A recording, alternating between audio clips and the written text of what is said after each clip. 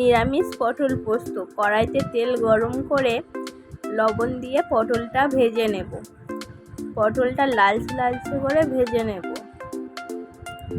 নিরামিষ দিনে এই পটল পোস্ত খেতে দারুণ লাগে। পটলটা লালচে লালচে করে ভাজা হয়ে গেছে, এবারে তুলে নেব। কড়াইতে গোটা জিরে, তেজপাতা, কাঁচা লঙ্কা ফোড়ন দিয়ে দেব। অন্যদিকে পোস্ত সর্ষে বেটে নেব। হলুদ, লবণ, লঙ্কার গুঁড়ো দিয়ে দেব।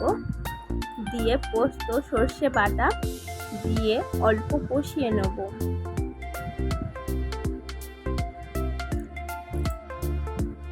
অল্প করে কষানো হয়ে গেলে পরিমাণ মতো জল দিয়ে দেব।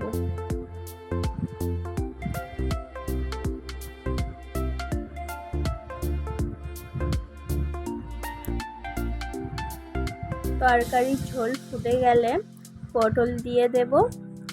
স্বাদ মতো চিনি দিয়ে দেব।